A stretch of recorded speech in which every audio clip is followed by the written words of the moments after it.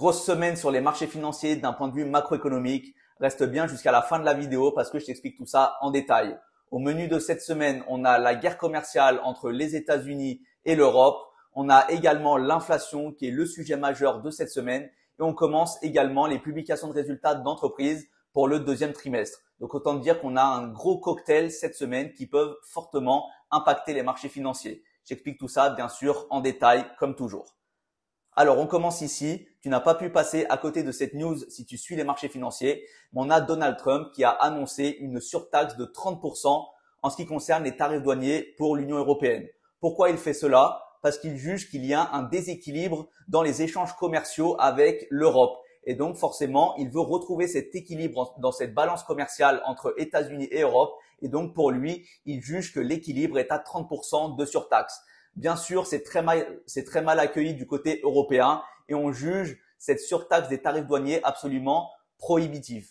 Et donc, ce qui est intéressant ici, c'est d'essayer de comprendre comment vont être menées les discussions pour essayer du coup de ne pas avoir 30% de tarifs douaniers au 1er août 2025. Donc ici, on a un gros sujet majeur qui va nous porter sur tout le mois de juillet et qui sera vraiment à prendre en considération. On a également ici le calendrier économique de la semaine et tous les yeux étaient rivés sur la journée de ce mardi 15 juillet. Pourquoi? Parce qu'en fait, on avait les données d'inflation qui allaient être publiées. Et en fait, ici, vous le voyez très bien, on a les IPC qui ont été sortis ce mardi et on a des chiffres qui sont intéressants à analyser. On a notamment l'IPC, je vous le rappelle pour les nouveaux qui nous rejoignent, ce sont l'indice des prix à la consommation. Et l'IPC Core, c'est l'indice des prix à la consommation. On a enlevé les éléments volatiles comme par exemple l'alimentation ou bien l'énergie. Et là, on a un mix dans les résultats. Notamment dans un premier temps, on a l'IPC annuel. Vous le voyez ici, on avait tablé sur le glissement annuel par rapport à l'année dernière à 2,4% sur le mois de juin précédemment. Et donc, on avait tablé sur une légère augmentation de 0,2% de l'inflation ici. Et on est sorti à 0,1% en plus que ce qui avait été prévu par les analystes à 2,7%. Donc ça, c'est négatif pour les marchés. Pourquoi? Parce qu'on a une inflation qui est du coup plus grande qu'attendue, plus grande qu'espérée. Par contre, si vous voyez ici l'IPC Core mensuel pour le mois de juin, donc par rapport au mois précédent où on était à 0,1%, on avait tablé également ici sur une augmentation de cet IPC Core à 0,3%.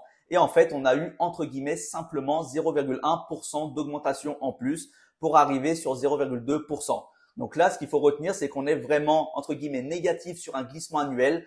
On a augmenté l'inflation de manière plus élevée qu'attendue. Par contre, par rapport au mois dernier sur l'IPC Core, on est mieux qu'attendu et mieux que les analyses qui avaient prévu 0,3%. Et donc forcément, ici, ça va être un sujet majeur avec la guerre entre Donald Trump et Jérôme Powell en ce qui concerne les taux d'intérêt parce que c'est directement corrélé par rapport à l'inflation qu'il y a aux États-Unis. Et donc là, ça ne va entre guillemets pas s'arranger. Ensuite, sur la journée de mercredi, on aura du coup le PPI, indice des prix à la production, où là, vous le voyez également sur un glissement mensuel par rapport au mois de mai, on table sur une augmentation de ce PPI de l'ordre de 0,2%. On était à 0,1% et on attend du coup une sortie de ce chiffre à 0,3%. Donc ça sera également à analyser avec beaucoup de précautions. Et ensuite, sur la journée de jeudi, on aura les ventes au détail principales et les ventes au détail sur un glissement mensuel. On aura également, comme chaque jeudi, maintenant vous en avez l'habitude, les inscriptions hebdomadaires au chômage. On aura également l'indice manufacturier Fed de Philadelphie. Alors ici, on va passer un petit peu plus en détail sur les taux d'intérêt directeurs. Et pourquoi je vous dis qu'on a vraiment une bataille et une guerre entre Donald Trump et Jérôme Powell.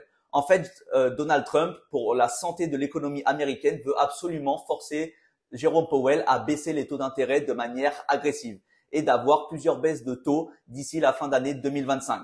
Par contre, Jérôme Powell disait qu'il prenait un petit peu plus ses résultats avec de la distance et qu'il allait avoir potentiellement une position attentiste pour essayer de voir toutes les données macroéconomiques pour ensuite prendre la bonne décision. Et forcément, une inflation qui augmente n'est pas bon signe pour avoir une baisse des taux d'intérêt directeurs. On n'a pas ici vraiment tous les tenants et les aboutissants pour pouvoir baisser les taux d'intérêt de manière tout à fait homogène. Et en fait, ce qui se passe ici, c'est, vous le voyez, on a la Réserve fédérale qui avait averti que potentiellement, on allait avoir des effets par rapport aux tarifs douaniers qu'allait mettre en place Donald Trump. Et ça allait avoir des effets en ce qui concerne l'inflation pour les prix domestiques aux États-Unis. Et en fait, ça s'est reflété exactement ici où vous le voyez, on a une augmentation de l'inflation en glissement annuel plus qu'espéré et plus qu'attendu. Et ça, forcément, c'est négatif pour la Fed et pour baisser les taux d'intérêt directeurs. Et donc, c'est pour ça que du coup, cette inflation collante, cette inflation des prix aux États-Unis va laisser entre guillemets la Fed sur une position attentiste en ce qui concerne les taux d'intérêt directeurs et d'avoir potentiellement une baisse dans les mois à venir. Et en fait, ici, ce qui est intéressant, c'est qu'on peut arriver sur le Fed Watch Tool. Donc ici, vous le voyez, dans la prochaine réunion du 30 juillet, donc là, on a une certitude de quasiment 100%. On va pas avoir de baisse de taux d'intérêt. Donc, on va rester ici sur une stagnation des taux d'intérêt. On va rester sur la fourchette des 4,25, 4,50. Donc, ça, entre guillemets, ça avait été déjà pricé par les marchés. On s'attendait à avoir une stagnation des taux d'intérêt de la réunion du FOMC du 30 juillet. Où là, vous le voyez, on est à 97,4% de taux de probabilité d'avoir une stagnation. Donc là, on est OK. Par contre, ici, sur la prochaine réunion du mois de septembre, donc le 17 septembre 2025, on pouvait potentiellement avoir une première baisse des taux d'intérêt de la part de la Fed de l'ordre de 25%. Et regardez ici, c'est quelque peu mitigé. On a 44% de taux de probabilité du coup de rester dans la fourchette qu'on est actuellement sur les 4,25, 4,50. Donc là, ça signifierait que sur la réunion du FOMC du mois de septembre, on n'a toujours pas de baisse des taux d'intérêt et on a 54% pour avoir on va dire une baisse des taux d'intérêt de 25 points de base. Donc entre guillemets, ici, avec les données d'inflation qui sont sorties, ça a légèrement diminué en ce qui concerne ici et c'est en train de s'équilibrer entre le fait d'avoir pas de baisse de taux ou bien d'avoir 25 points de base en ce qui concerne la baisse des taux pour la prochaine réunion du mois de septembre. Donc vous le voyez ici, c'est encore à surveiller de très près et c'est directement corrélé notamment aux données macroéconomiques qui impactent les marchés financiers et également ici plus spécifiquement avec les données d'inflation. Donc l'inflation sera également à suivre de très près sur le mois d'août et également sur le mois de septembre et ça nous donnera vraiment plus de détails sur la potentielle prochaine réunion du mois de septembre. Est-ce qu'on va baisser nos taux d'intérêt? Si oui, de combien? 25 points de base, 50 points de base. Et quelle va être également la trajectoire de la Fed en ce qui concerne les taux d'intérêt pour du coup la suite de l'année 2025 avec les réunions du 29 octobre et du 10 décembre. Donc là, vous le voyez, on a vraiment un très gros sujet majeur à traiter et à surveiller de très près. Et enfin, pour finir, pour cette semaine, on a également les publications de résultats d'entreprises pour le deuxième trimestre et on a ici l'ouverture de cette saison avec notamment les valeurs bancaires, valeurs financières. Donc, on a notamment sur la journée de mardi avant l'Open, on a eu JP Morgan, on a eu Citi, on a eu Wells Fargo, BlackRock, State Street.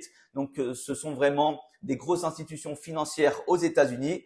On va continuer sur la journée de mercredi avant l'Open US avec notamment Johnson & Johnson. Donc ici, valeurs plus industrielles. On aura également toujours dans les valeurs financières Morgan Stanley.